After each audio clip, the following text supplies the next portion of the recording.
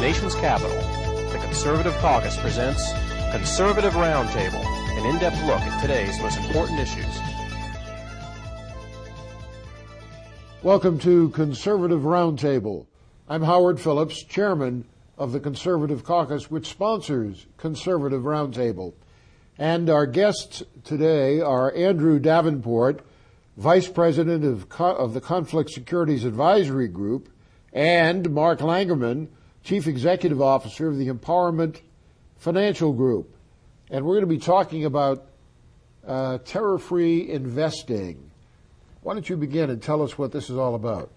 Sure. Well, in a nutshell, terror-free investing is a movement in the investment community to exclude from personal and institutional investment portfolios any company, sometimes subsets of companies, that are doing business with terrorist sponsoring states as they're identified by the U.S. government.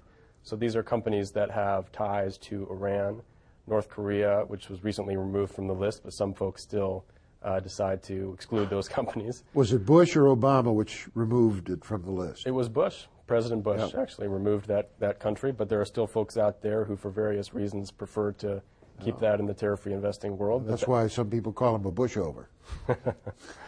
And Syria, I'm not sure if I got the final country out there, but those are the countries that, in Sudan, are the terrorist sponsoring states, and collectively there's a growing movement of folks in the country who have sometimes it's a moral issue with respect to holding the equities of these companies in their portfolio, and in other cases there is financial risk that these companies expose themselves to reputationally. Now, name some of the companies that are guilty.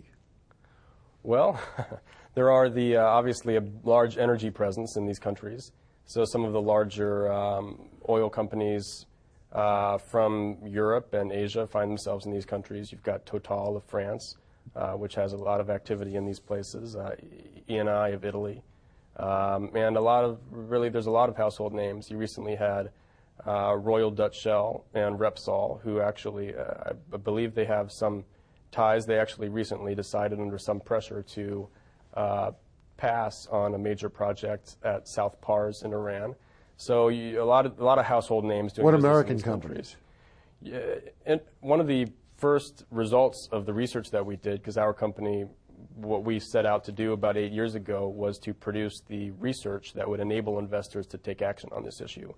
Myself and my colleagues had been seeking to raise the consciousness in the United States to the idea that there are companies with national security concerns associated with them that are listing in the U.S. capital markets, and average Americans are investing in these companies and exposed to them, and no one knew it. We spoke to a lot of folks on this, public pension systems, officials here in Washington, about what we might do about it, and a common answer that we would get was, well, who are these companies? Who's going to provide the data on them? And so we set out to do it. One of the first subscribers to our data was the New York City Fire and Police Pension Systems, following September 11th, who took a particular issue, a particular interest, I should say, in whether or not their fire and police pension systems were actually investing in companies that had ties to terrorist sponsoring states. The initial focus, their preferred approach right off the bat, was to actually focus at those U.S. companies that were doing business in these countries. Well, let's name names. What about Chevron? What about Texaco? I don't recall either of those companies being there. Initially, so a lot of the U.S. companies actually over time have started to change what had been previously a pattern of doing business in these countries through overseas subsidiaries. So there is U.S. sanctions, obviously, on these countries that has prevented a lot of U.S. investment there. And Elf Aquitaine from France? Yes, which is now Total. Yeah. But these kinds of companies, some of the U.S. companies had decided to do business there through creating overseas subsidiaries and doing legal business under the I have a son who works in the Sudan, and PetroChina had a big presence there with the help of Henry Paulson, the former Treasury Secretary under George Bush. He did everything he could to secure control of Sudanese oil for PetroChina. He was practically an agent of the communist government in Beijing before he became Treasury Secretary. Well, PetroChina, yes, is almost a poster child for the Sudan divestment community for their ties to Sudan. So you're getting some kind of positive response. There is a positive response. There's a lot more that needs to be done. Mark has taken the lead in that respect. There really needs to be a broader awareness, I think, in the United States that investment dollars of Americans are in these countries. Mark, how do you spread the word? How do you let people know what's going on? It's a grassroots effort, okay? It's something that if you believe in, then this is one of the easy ones, I think, to ask, to tell your neighbors, tell your friends, tell like-minded thinkers who believe and have the same concerns that you do, that there is something you can do about it. There's a feeling of powerlessness, I believe. Do you ever go to shareholder meetings and introduce resolutions critiquing companies that are giving aid and comfort to the people on this list? Not yet. I haven't done it yet. During the 1980s, I did a great deal of that, particularly because of my concern about help for the Soviet Union, help for communist governments such as the one in Angola. And if you owned 1,000, or at least the law at the time was, if you owned $1,000 worth of shares, you could introduce resolutions, go to the meetings, and make your point. And although that was never enough clout to change the policy by itself, it was enough to generate publicity, which aroused others. I would encourage you to consider that as a strategy. Well, that's a good point, and it brings up another issue too. How do we create a sustained movement in this area to empower people to make a difference? It's not easy. It's not convenient to go to a shareholder meeting. However, if we hit them where it hurts, and that would be by excluding them from our investment portfolios, when enough of us do that, and there's an electric fence around this pool of capital, and they no longer have access to it, we believe it'll help to drive that point home. It always helps to find someone who is a major shareholder in one of the companies under scrutiny, whose policies you're trying to change. In one of the efforts that we undertook in opposition to Chevron, one of their major shareholders was on my board of trustees, and he brought tremendous pressure on Chevron, and he was treated royally and got a lot of attention and had a big impact. And I think it is a good strategy to find people in that category. One person with whom you might want to work is John Lachowski, who, as was the case with Roger Robinson, served on Ronald Reagan's National Security Council staff. He now runs the Institute of World Politics. Right. And his trustees include a number of people who are major shareholders in many of the companies that you're targeting.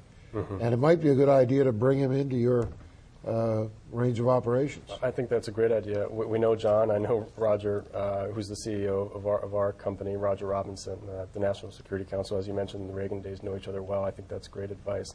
On the shareholder resolution, it's interesting that you say that, because it's actually, that was the route that New York City decided to take. Rather than sell, they have done some selling of equities, and certainly there's a powerful argument to the impact that the sale of those stocks have. There's a similarly powerful argument with respect to the power of the shareholder vote. New York City's first approach was to issue shareholder resolutions against the U.S. companies that they found were doing business in these countries through bank shots. And they issued shareholder resolutions against GE, Halliburton, ConocoPhillips, Aon, several other companies, and actually had a very positive result. Many of those companies committed, under some shareholder pressure, to exit those countries and to change basically the behavior with respect to activity in those countries. I remember going to a Chase Manhattan shareholders meeting, and I was seated right next to David Rockefeller, and he was sweating through the whole thing. We did not change their policy, but we made them pretty darn uncomfortable about what they were doing with respect to supporting the Soviet Union. Sure. If I might add on that, there's obviously many tracks to take in contributing and fighting the financial war on terror. Shareholder activism is one, institutional shareholder activism especially.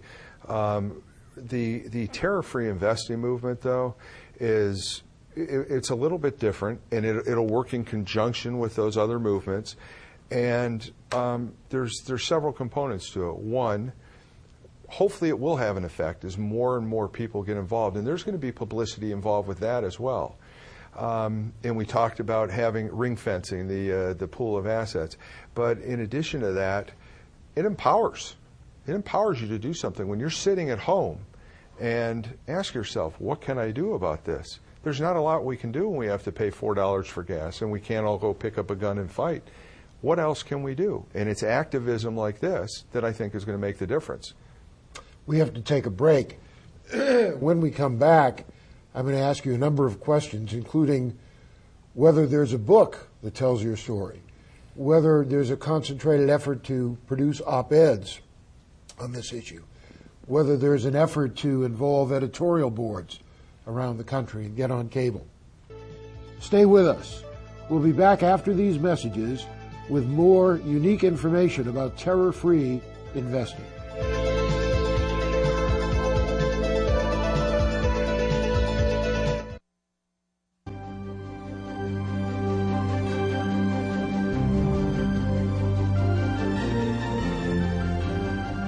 Hi, I'm Congressman Tom Tancredo. You know, I just returned from a hearing on the southern border in a place called Brownsville, Texas. One of the participants in the hearing told us that for them, a border really doesn't exist between the United States and Mexico.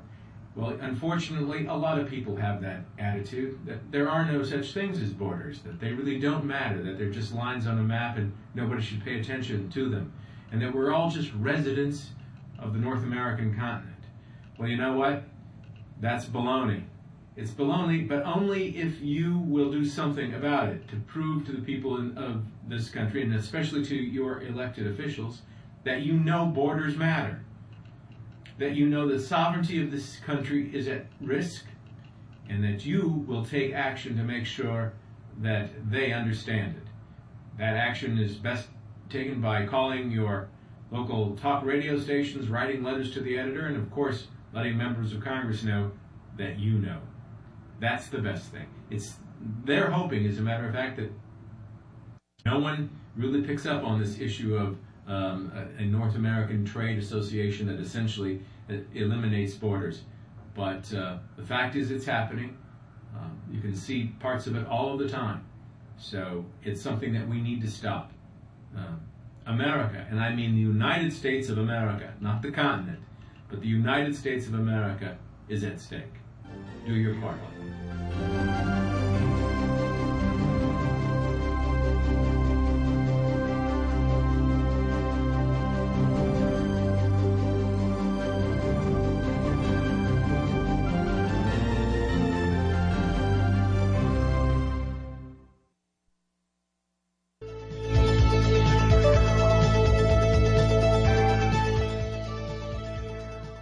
Welcome back. I'm Howard Phillips of the Conservative Caucus. We're discussing terror-free investing. And part of the problem is that most people have no idea what we're talking about. And there are ways of doing it. I'm going to offer a few suggestions. You need a book that explains what you're doing. You need to have a whole campaign of op-eds in newspapers. You need to get editorial boards focusing on this. You need on your website to list all of the guilty companies. You've got to be very specific. And one of the things that I was involved in years ago was getting just one member of Congress every day to put something in the congressional record. And if you put something in the congressional record every single day, even if it's just one member of Congress, that's going to wake people up. Anyway, those are some of my thoughts. What are you up to? Well, we agree. Those are great ideas. And I'm sure in some capacity they're being done. I love the book idea. I've been talking to a few people about it. But this is it is a little bit different because this is a constituent. This is you and I and everybody in the studio and everybody out there saying, all right, there's something I can do tangible today. This is a tangible action. And by talking to your financial advisor. And one of the things you can do is campaign to enlist financial advisors in this effort. Absolutely. And make it a major thrust. Absolutely. And our industry is somewhat slow on the uptake on those things sometimes. I this was an issue that just hit me straight here. If you go to the head of Schwab or Edward Jones or any of these companies, Merrill Lynch, and let them know that if they don't join this effort, there'll be repercussions. Some of them, after a while, will join you. And that's a good point. So what we want to do is get the ball rolling up until that point, because you said the key word, after a while. And, you know, they're typically very cautionary on things like this. So right now, the solution, the answer, what you can do is talk to your financial advisor. Ask him if he can help you invest terror-free. If he can't, then find one of the very few terror-free product providers out there and start to work with them. There's a lot of considerations, as we talked about earlier, but it's one thing you can do. You can take a stand and you can make a difference. And I'll end up with this. If something were to happen here, God forbid we saw another terrorist attack, something along those lines, and we knew we had the ability, we've got to buy gasoline, we can't all go out and fight. What can we do sitting at home? This empowers us to take some action. The Sharia investing. We talked about that. Tell us about it. Well, there's certain reports out there that say Sharia compliant investing, which is investing in compliance with, in accordance with Islamic law, has raised $1 trillion, with a T, $1 trillion. And I'm sure a lot of those... That's almost as much as Obama is bankrupting us. I can't go there right now. I know. And this type of movement hasn't really even scratched the surface. I think people know, because it is, as Andrew mentioned earlier, it is a relatively new phenomenon. In conjunction with all these other efforts, it can make a difference, and we want to send a message to corporate America and global America. People are selfish. They're going to make their decisions based on whether the stock is making money for them or is losing money for them. Do you take that into account in your educational process? Absolutely. How do you do it? Andrew mentioned earlier that the Securities and Exchange Commission did a study and then actually announced publicly that they believe investing in companies that have exposure in these countries creates an additional risk to portfolio. So in some ways we could argue that this can bring down the level of risk in a portfolio. In addition to that,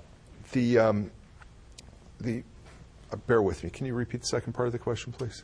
Well, people are going to be concerned that by adhering to your strategy, they might lose money. Okay, and that's a good question. This is not necessarily about making the last dollar and the highest nickel. We can all do that in certain ways. The managers that we've aligned ourselves with are very competitive in their returns. We understand it's got to be a practical consideration in your decision. You don't want to bankrupt your family for this purpose.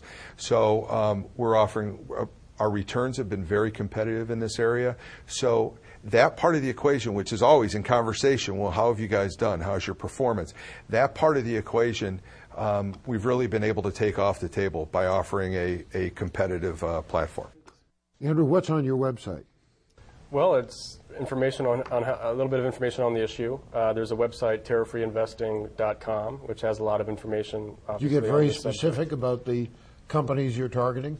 Well, the companies that we target are in the research product that we offer to the investment community to help them facilitate terror-free investing on behalf of their clients. I don't know that we've got company names on our website, but it's something, I think you've had a lot of great suggestions right here in the segment, and we'll look into that alongside a lot of the other issues. There are a lot of names out there publicly of companies that are under the spotlight with respect to these issues. And we can help direct people to those sites that have that information. There's also more information on my site as well. Now, your targeted countries, are those listed by the U.S. government as terror risks? They are. Each of those countries are labeled as, officially labeled by the State Department as a terrorist sponsoring state. And on the issue of the actual companies, the terror-free investing model that Mark's implementing and that we help backstop actually divests anywhere from 200 to 500 companies that are doing business in these countries. It's not always the largest companies actually that make for the best target. Have you thought about going beyond the official government list and considering, for example, Hugo Chavez in Venezuela, right? Considering perhaps even communist China, yes, and other countries which are not friendly to us? We've talked about it. There are a lot of countries that you can see potentially even coming onto an official list. Whether it's on official list is one marker for whether or not they might be included in terror-free investing. The other marker is whether or not Americans and other investors want to hold companies in those countries either. And there's a research methodology, obviously, that we've developed, and as terror-free investing takes hold, there is a structure in place to also exclude those companies as soon as they reach critical mass in terms of the public eye. Again, we were talking about one battle at a time.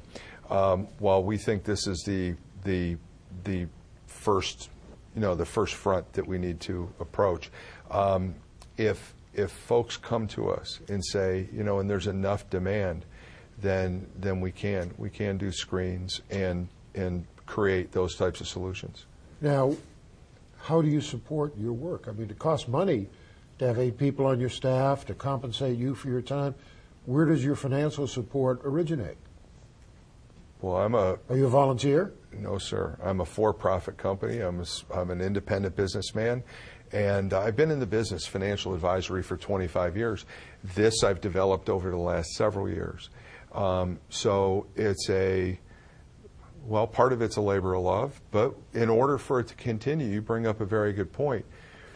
If we don't get folks investing with us, and having the impact of making the products themselves successful to allow us to continue to do it, at some point they're going to go away, and this opportunity for people to take action will go away as well. Before the break, we just have a minute. Andrew, have you considered establishing a 501c3 enabling people who agree with your objectives to make tax-deductible contributions in support of your research and your activities? We actually started in a think tank capacity. A group also that's done a lot of this from a 501c3 is the Center for Security Policy. Has looked very carefully at this issue. Frank Gaffney's Frank Gaffney's group has been very active on this. Well, we actually migrated from a think tank group that was focused on the intersection of capital markets and national security to a company because there was no independent private sector research provider. And although it is a private sector enterprise, there has to be that research provider in the market for this issue to move forward. Stay with us. We'll be back after a few messages with a last word, 2 last words about terror-free investing. Don't miss it.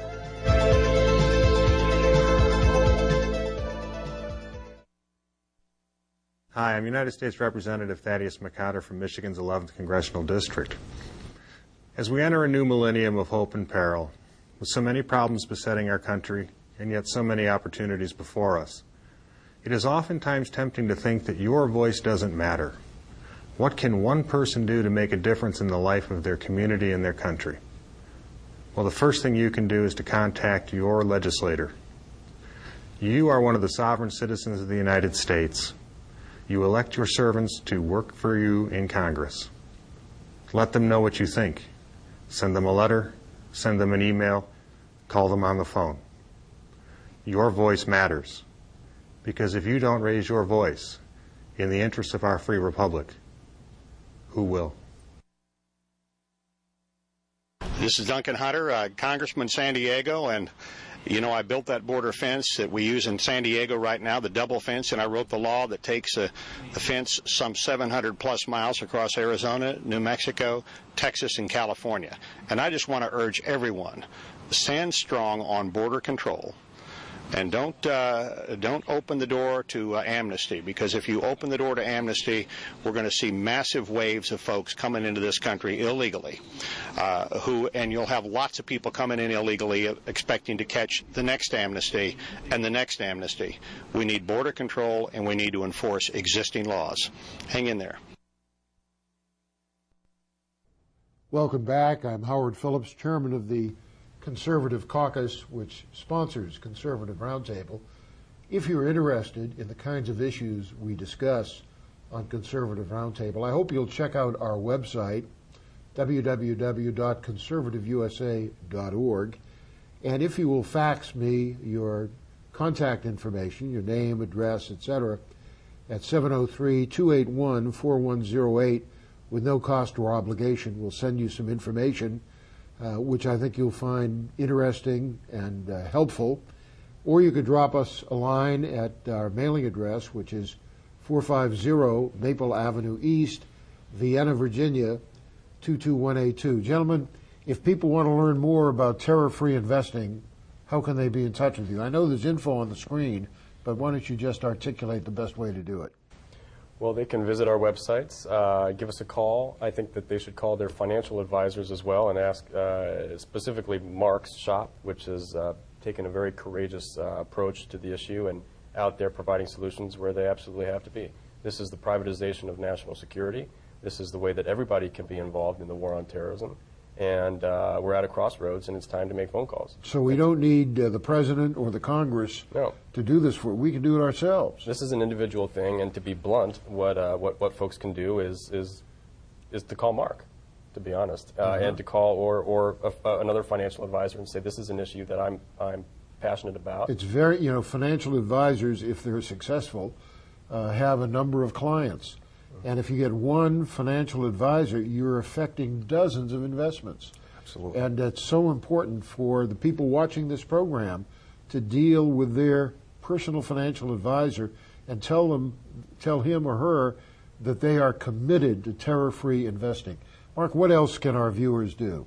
Well, in addition to what you've both mentioned, make a commitment to write your mutual funds letters, talk to your advisor, discuss among yourselves the issue. And once you've made the decision, you invest in a company that's doing business with a terror sponsoring state, send the message that you can do business with them, but not with my money. And that's what we're trying to get across. We can make a difference, and it can be it can be a relatively quick impact because of the publicity it can generate and the rate at which we believe that the movement can spread. That's it. It's a movement. Gentlemen, you're doing very important work. I applaud you for your initiative. I pray that God will bless your efforts and that our viewers will be supportive of what you're doing. Thank you so much for joining us on Conservative Roundtable, and thank you for joining us. We hope you'll be with us for our next broadcast. Thank you very much.